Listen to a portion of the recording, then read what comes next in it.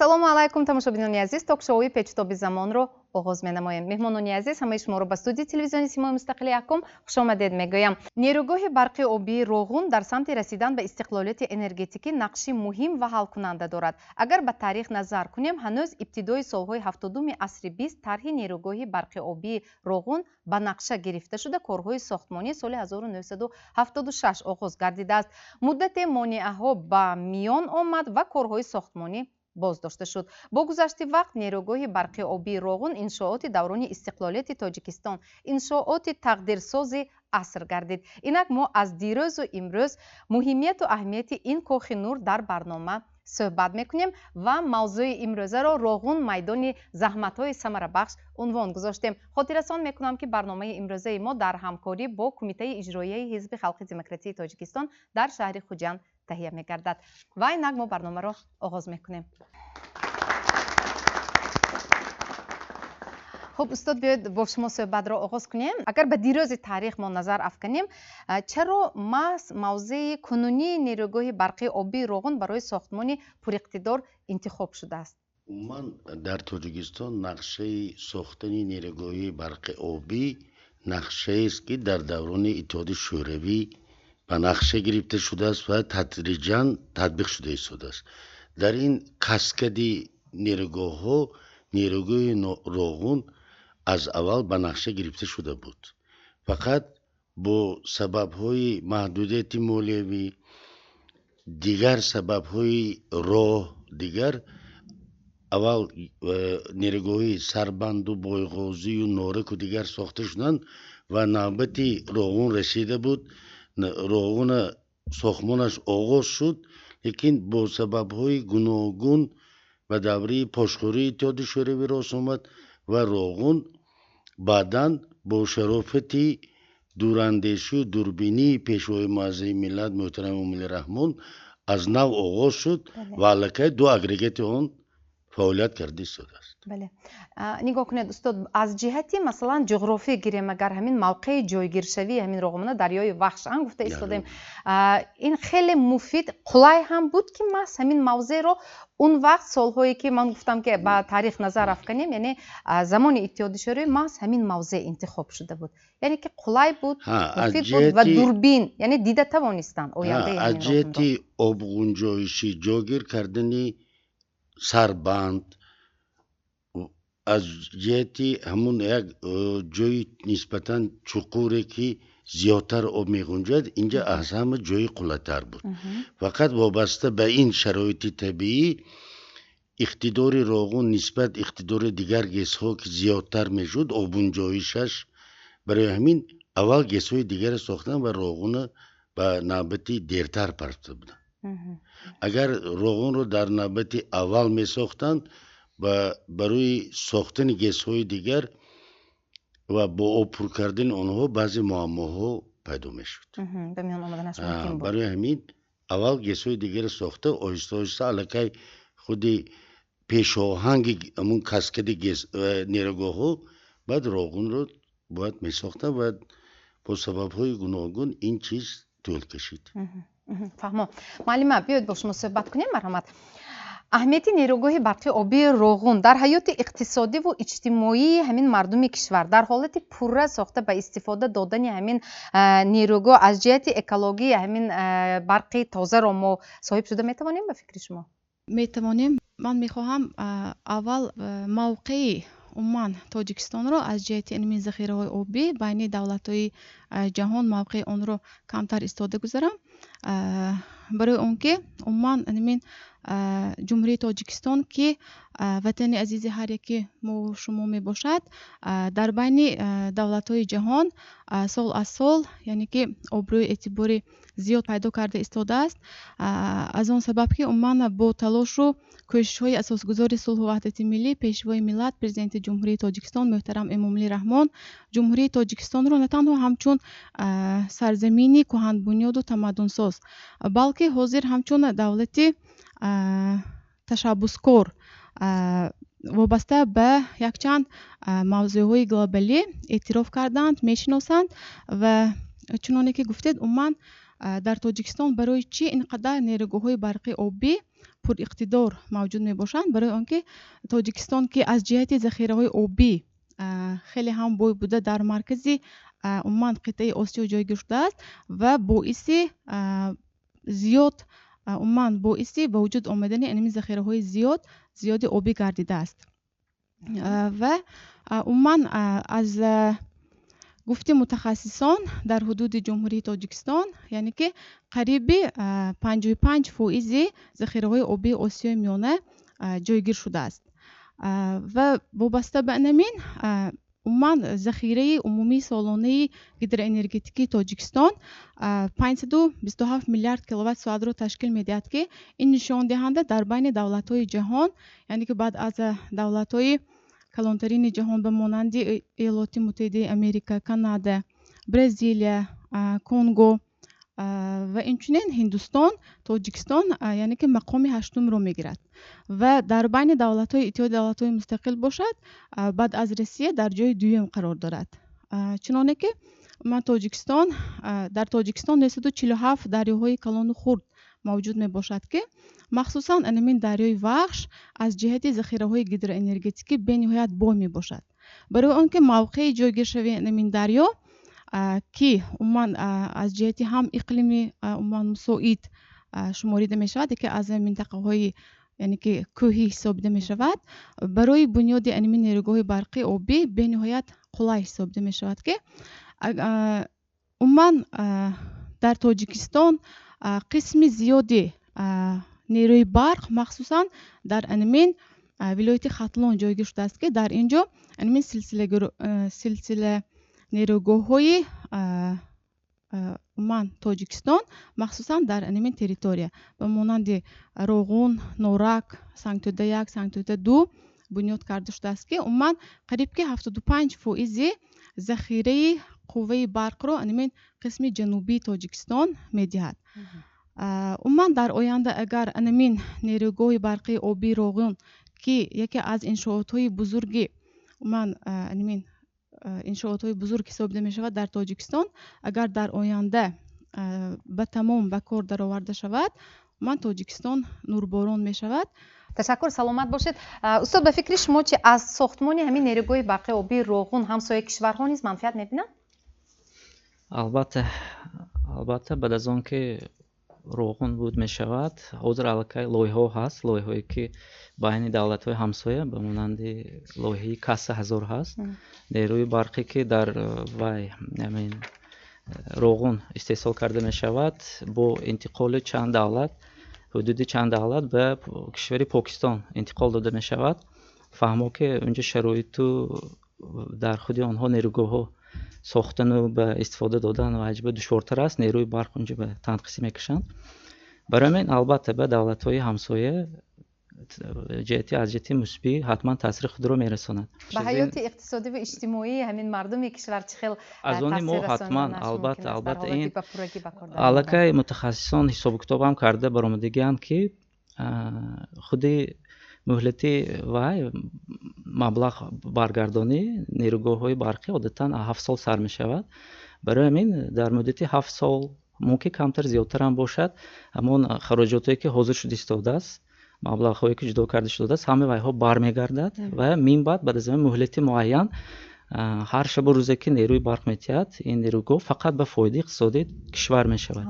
ба Афғонистон ҳаман ҳозир интиқол шуд истодааст, ба Покистон оянда интиқол бисёртар шавад, иқтидораш пурра шавад, чунки ҳозир танҳо 2 агрегат амал карда истодааст. ин ҳамагӣ 240 мегаватт нерӯи барқ ҳозир истеҳсол карда истодааст. ин танҳо 2 агрегат бо чархҳои кори хурдтар, вақте ки вай платина мегӯем баландтар шудан гирад, баъд суни вай ҳамон чархҳои кориро иваз мекунанд, ба диаметра 6 метраи худ номинали худ иваз мекунанд ва пурра энергия суни ҳар агрегат 600 мегаваттӣ медодагӣ мешавад. барои ин албатта он саволе ки пеш аз ин шуд оид ба махсус ҳамон дарёи Вахша қабул кардан, устод дуруст гуфтанд дар ҳақиқат ки миқдори обе ки мефурод ва сохти геологӣ дуруст буд ва дигар бо аҷати мо техники соҳаи энергетика равоншудагӣ чизи аҳамият медиҳем, суръати об.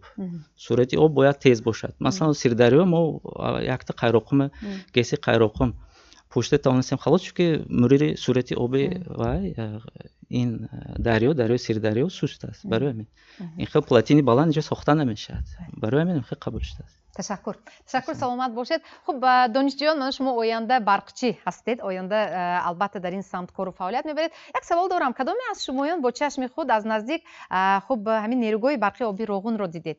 шояд дар рафти таҳсил, дар рафти таҷриба омӯзӣ касе буд дар Роғун ё не? набудед то ҳол. хуб, ман умедвор ҳастам ки албатта воқеан ҳам ҳамин гуна имконият мешавад ки худи ҷавонон рафта аз наздик бо чашми худ бо фаъолияти худи сохтмончиён, албатта бо фаъолияти худи нерӯгоҳ албатта шинос мешаванд ва воқеан ҳам фикр мекунам ки дар ҳолати ба пуррагӣ ба истифода додани ҳамин ҳамаи 6 агрегати нерӯгоҳи барқи оби Роғун воқеан ҳам аз буҳрони энергетикӣ мебароем ва пеш аз ҳама ҳаёти мардум чӣ хел шуданаш мумкин ба фикри шумоем? кадоме аз шумо ҷавоб мегӯед? шумо мегӯед марҳамат.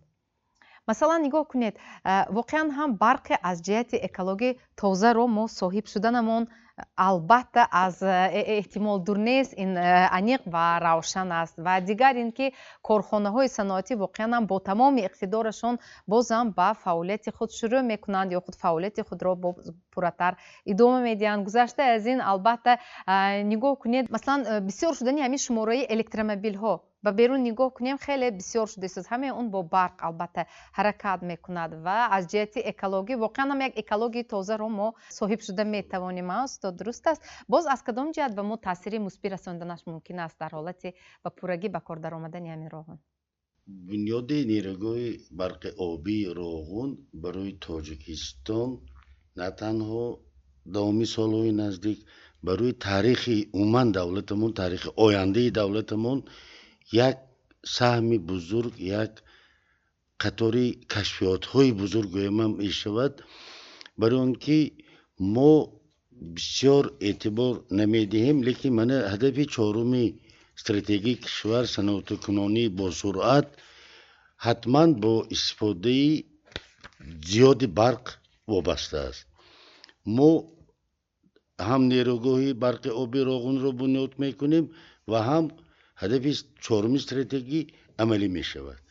ғайр аз ин танзими оби дарёи Вахш ҳангоми боришоти мавсимӣ, аз он ҷумла сел ва дигарҳо, обшавии пиряхҳо тавассути ҳавзаи обунҷоишии нерӯгоҳ танзим карда мешавад.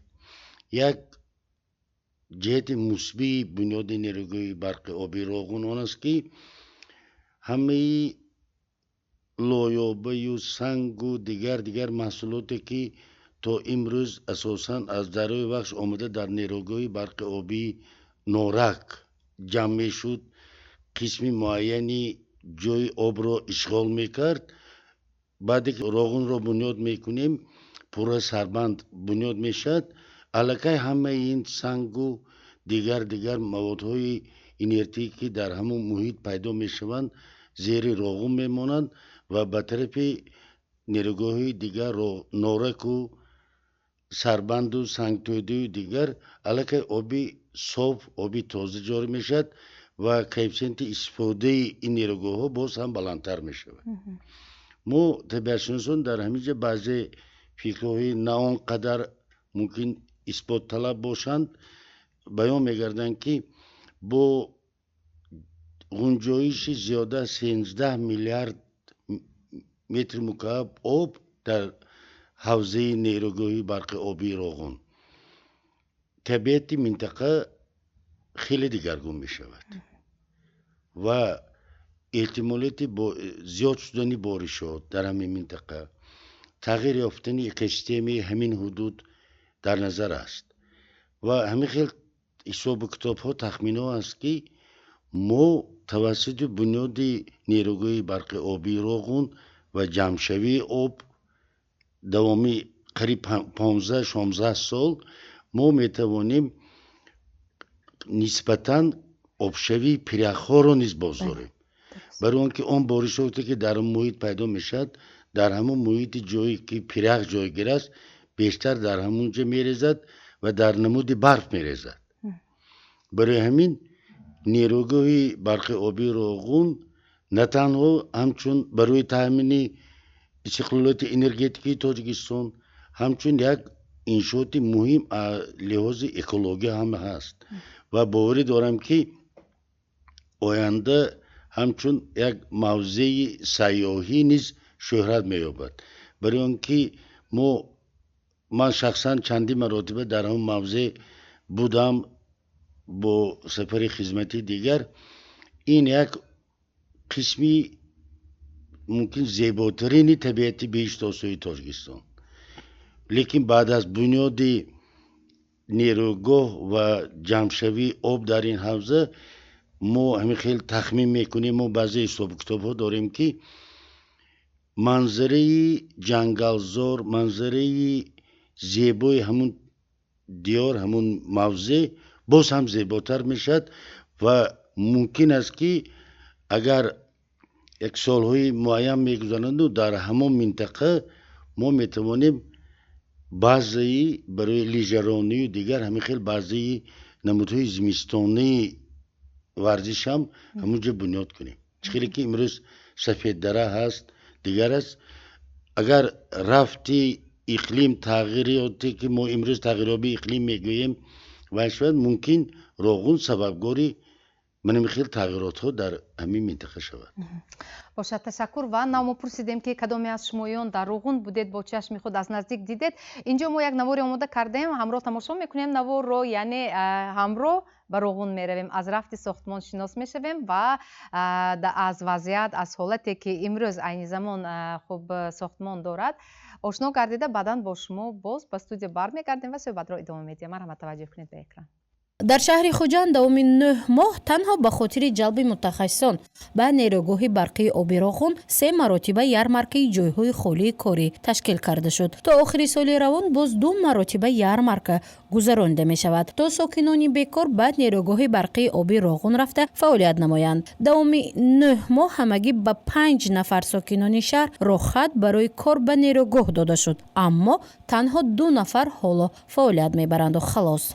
در دوام 9 ماه سال 2024 شعبه اگنتی مینال و شغل اهالی در شهر خوجند 17 مراتبه یارمارکه جای کاری خالی گذراندگیم که در این 9 واسه 3 مراتبهش تنها با نیروگاه برقی آبی روغن که در آن ما زیاد کارمندا جمع شدن و با طرف رخصت 5 نفرشون با نیروگاه آبی روغن با کار رسوندیم که متاسفانه 3 نفرشون مرخص کردن، 2 نفرشون این حال راننده شده کار میکنن در نیروگاه برقی آبی روغن. ما یارمارکه میگذاریم بسیاری آدمایی هستن که مثال نمیدونن جای کاری نیست. بسیاری یارمارکای ما در مرد کار بازارو میگذارن چون که اینجا بیکارو بسیارن، بسیار شاد میشن، مینداری میرسونن که چون این کارخانه و دسته یارمارکو میکنن ما خبردار میشویم، منفعت میرسونن. در ولایت سوخت باشد دومین 9 ماه سال 2024 249 مراتبه یارمارکه جایهای خالی کاری تشکیل کرده شده است. در این یارمارکه ها 3460 کارخانه ها 61467 جایهای خالی کاری را پیشنهاد کردند. حالا به نیروگاه برقی آبی روغن 1519 نفر متخصص نمیرسد. نوبسته از این در این نیروگاه کار با سرعت جریان دارد. دومین 9 ماه سال 2024 از ولایت هنگام گذراندن یارمارکه ها برای تامین شدن به کار 3774 نفر رخصت گرفتند. از این رقم 122 نفر میخواستند به روغن به کار روند. حالا باشد 65 نفر ساکنان در نیروگاه برقی آبی روغن فعالیت دارند.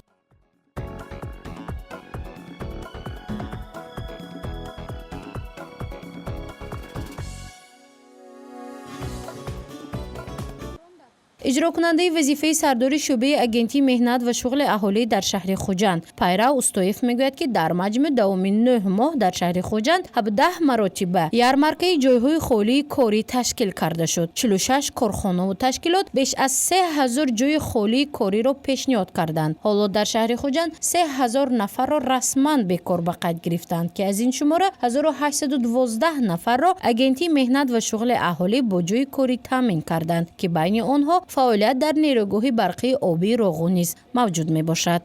در 9 ماه سال روان با شعبه اگنتی مهنت و شغل اهالی ما زیاده از 3518 نفر شهروندان مراجعت کردگی‌اند با سبب‌های گوناگون که در آن 1855 نفرشون زنان می باشند. در مجموع در این شماره 1812 نفرشون با کار تامین شدگی‌اند که در آن 839 نفرشون زنان می باشند و 306 نفر با کسب آموزانی تلقی رخصت شعبه اگنتی مهنت به مرکزهای تعلیمی فرستاده شدند. کسب آموزانی برای تلقی رخصت شعبه اگنتی مهنت و شغل اهالی رایگان است. با این درونش و استیپند ایدرولپولی دارد. سن سالش 18 ساله تا سن نفقه. ما در نقشه داریم تا آخر سال 2 مراتب دیگه یارمارکه تنها برای روغن در همکاری یک جای با کارخانه کمی وابسته از آن جمله حزب خلق دموکراتی تاجیکستان در شهر خوجند و 6 مراتب دیگه یارمارکه جای کار خالی برای شهروندان پیشنهاد می‌نمایم.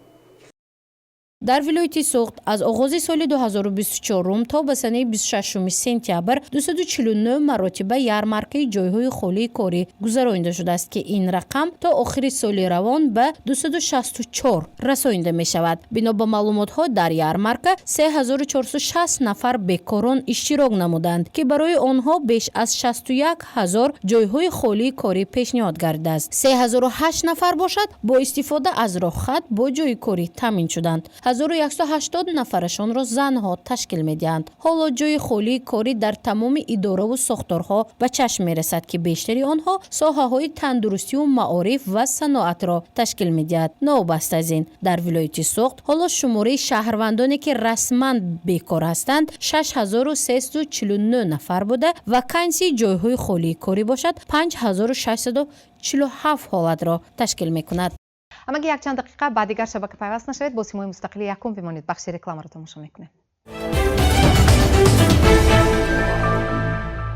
روغن میدانی زحمت‌های ثمره‌بخش چنین است موضوع امروزی پیچ‌تابی زمان و پس از تماشای رکلام ما صحبت را در این استودیو البته ادامه می‌دهیم. یک معلومات از یک سرچشمه اطلاع گرفتم که از نیروگاه برقی آبی روغن دوام سال 2022 به اندازه 1 میلیارد و 649 میلیون کیلووات ساعت نیروی برق خریداری شده است. این در حالی است که خرید برق از نیروگاه روغن در سال 2021 با 342 میلیون سومانی برابر بود. الان دو چرخه آن فعالیت داشته ساختمان ادامه دارد. طوری که الکی همه ما آگاهی داریم انتظار می رود که نیروگاه با اقتدار بیش از 3600 مگاوات کلانترین در منطقه گردد.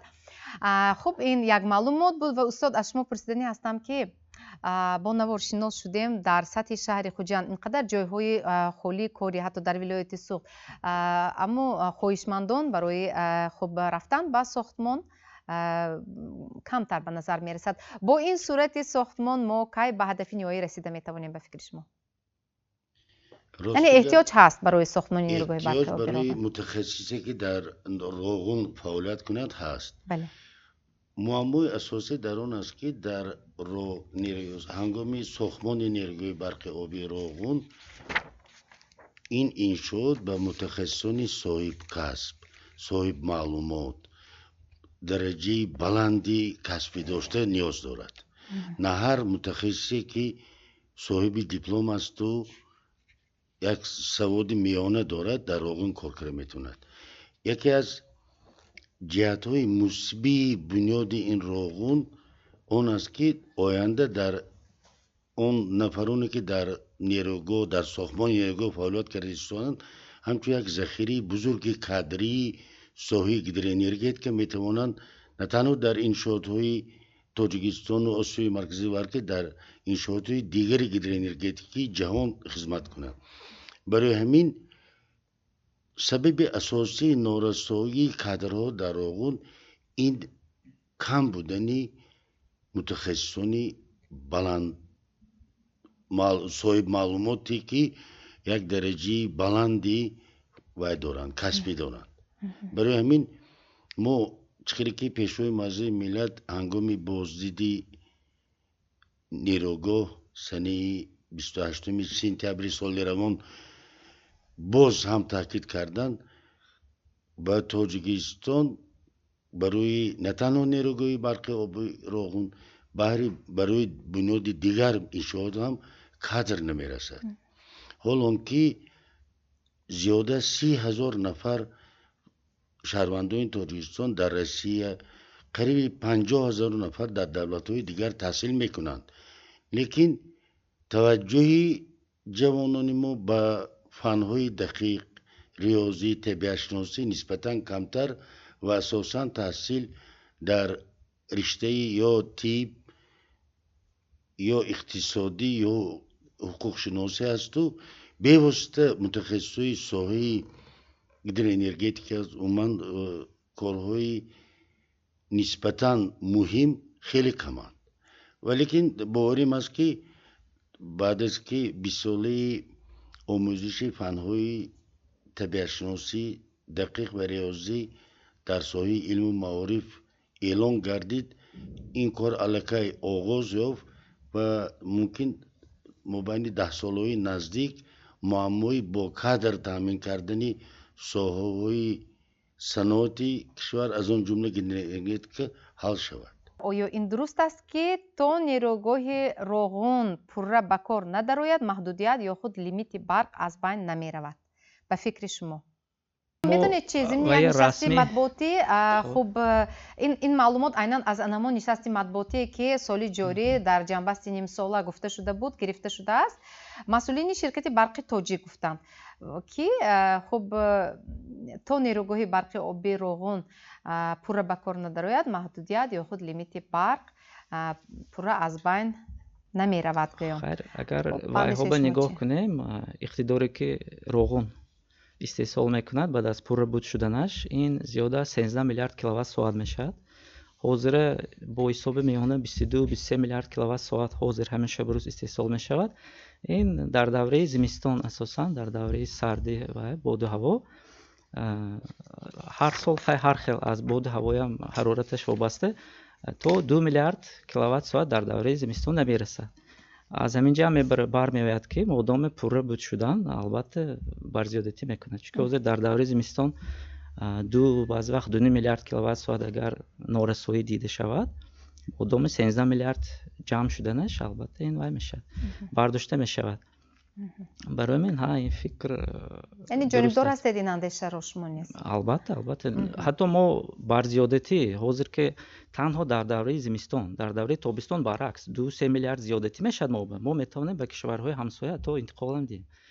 در دوره زمستان نارسایی که میشود 13.4 به فکر میلیارد کیلووات ساعت پوره اقتدار دارد، 6 اگریگات 3600 مگاوات میشود. برای من پوره البته برداشته میشد. بر زم این ما میتوانیم به کشورهای همسایه به مانند من حالا گفتگیم با لایحه‌های دیگر و غرض کسب 1000 با دیگر لایحه‌ها انتقال هم دهیم و البته وای هم شاید به اقتصادیات کشور پیش از همه مثبت تاثیر میرسونه. باشد، تشکر، سلامت باشید. خب طوری از آغاز برنامه گفته ایستادیم روغون رو انشاءات تقدیرساز ملت مینامند. در این خصوص کدام شما چه اندیشه دارید؟ کسی گفتنی دارد؟ گوش میکنیم. شاید شما همچون یک نفر جوانی به ننگ و ناموس خواهش دارید که مثلا رفته روغون رو، ساختمان رو، رفته اون رو از نزدیک با چشم خود بینید. چطوری که میگن آب از کجا می آید، یعنی بینید که برق از کجا استحصال می شود. خب مرحمت اندیشه شما. خیلی برق رو گویم اگر در تاجیکستان از حساب نیروگاه برقی آبی استحصال کرده می شود و روغون البته این انشاءاتی بزرگ عصر گوی هم خطا نمی کنیم و این در حقیقت انشاءاتی بزرگ عصر است. برای چی؟ برای آنکه بعد از بنیاد شغلی که استاد گفتن ما الکتروانرژی الکی بر زیاد به دست میاریم، این به رسیدن به استقلالیت انرژتیکی زمینه و همچنین دیگر هدف این صنعت کنونی با صورتی کشور نیست با سرعت مرام خواهد یافت. برای چی؟ برای آنکه برای بنیاد کارخانه صنعتی نیست الکتروانرژی خیلی هم زیاد لازم می باشد و از نقطه نظری اقتصادی خود انرژتیک برای جمهوری تاجیکستان یکی از سمت‌های افضلیت‌ناک رشد اقتصادی کشور محسوب می‌یابد. تشکر، سلامت باشید. وابسته به همین موضوعی که ما مطرح نموده ایستادیم کدامی از شمایان چی پیشنهاد دارید؟ чӣ хел андеша доред? Масалан инҷо як масъалае ки буд, мо гуфтем ки нарасидани мутахассис, кадрҳое ки бояд рафта кор кунанд, фаъолият кунанд дар дигар паҳлӯҳои ҳамин масъала, масалан кадом? Масалан дар мавриди сармоягузорӣ ба фикри шумо воқеан ҳам кай ҳамин сохтмони нерӯгоҳи барқи оби Роғун ба охир мерасад? Кай мо пурра ба истиқлолияти энергетикӣ мерасем ба андешаи шумоён ҷавонони азиз? Ё дар ҳамин самт агар ягон пешниҳод дошта бошед, мо омода ҳастем ки шуморо гӯш кунем. Мегӯяд касе? Не? Майлаш. Устод, бозам ба шумоён такя мекунам. Хуб, марҳамат, ба андешаи шумо чӣ дар фарҷоми барнома агар вобаста ба ҳамин масъала мавзӯъ пешниҳодҳо бошад, албатта мо омода ҳастем ки шунавем шуморо, гӯш кунем. Воқеан ҳам дар мавриди нарасидани кадр ин пеш аз ҳама ин бале ин муаммо аст ва ина эътироф кардан лозим аст ва воқеан ҳам дар ин самт мо аллакай бояд корбарӣ кунем, яъне мутахассисонро омода намоем. Дигар масъала масъалаи воқеан ҳам сармоягузорӣ аст ки дар ҳақиқат албатта пӯшида нест ки ҳамаи ҳамон рафти сохтмон, корҳои сохтмонӣ албатта бо маблағ вобаста аст. Хуб, марҳамат. Андеша ва пешниҳоди шумо. аз ҷавонон, мутахассисони ҷавон ягона даъватам ҳамин аст ки маҳз меваи роғунро насиб бошад ба ҳамин ҷавонҳо мечашанд. барои ҳамин инҳо дар навбати аввал ҳамчун пайрави пешвои муаззаи миллат бояд ҳам дар сохтмон хоҳ ба сифати коргар бошад, ба сифати муҳандис, мутахассис бошад, фаъолият бояд кунад. дуюм тарафи масъала он аст ки заҳмату талошҳои пешвои муаззаи миллат давоми сафарҳои корӣ ба давлатҳои хориҷа ҳамавақт як сафарҳои боровар аст. барои ҳамин мо аллакай чӣ хеле ки пешвои муаззаи миллат дар баромадашон қайд карданд, аллакай бо бонки умумиҷаҳонӣ ба маблағи зиёда $650 миллион, ба бонки осиёии рушди инфраструктураҳо ба маблағи $500 миллион як гуфтушунидҳо, як пешакӣ аллакай таҳия шудааст. барои он ки мо ғайр аз он ки нерӯгоҳи барқи оби Роғунро сохта истодем, мо якбора тамоми роҳ, пул, дигар инфраструктураи зарурро сохта истодем ва ҳамаи ин маблағи калонро талаб мекунад. пешвои муаззами миллат қайд карданд ки давоми 12 соли охир барои манами мақсадҳои дигар зиёда аз $842 миллион сомонӣ маблағ сарфа гардид. як пулҳои агар кадоме ки соли гузашта ё ҳамин сол ҳамун мавзеъ сайр кардӣ бошанд, мебинанд он миқёси сохтмони роҳу пулу манзилҳои маҳалҳои аҳолинишин, ин ман шахсан вақте ки будам хаёлам ки солҳои даври шӯравӣ магистрали Байкал амур мегӯем, бам мегӯем, худи ҳамун бамба чӣ хел сохтмон рафти сост, Роғун манами хеле як манзараи аҷоиб. болош бояд ин талаби ё қатъияти шахсии ҷаноби оли муҳтарам меҳмони раҳмон ки ҳама чизе ки сохта шуда истодааст бояд ҷавобгӯи стандарти ҷаҳонӣ бошад, на барои як рӯз, ду рӯз ё 100 сол. ин насиб бошад 100 солаҳо барои Тоҷикистон хизмат мекунад. ва як аҷоибаш дар он аст ки мо ҳангоми суҳбат берун аз вақти кории мутахассисон, асосан коргарои ҳамон нерӯгоҳ ва ё аз он ки дар чунин иншооти азими аср фаъолият мекунанд ва маоши нағз мегиранд, қаноатманданд, лекин фахр доранд ки онҳо дар як иншооте ки оянда ба мардум хизмат мекунад ва меросхӯрандаҳо ёдоварӣ мекунанд, бо як фахр вай мекунанд.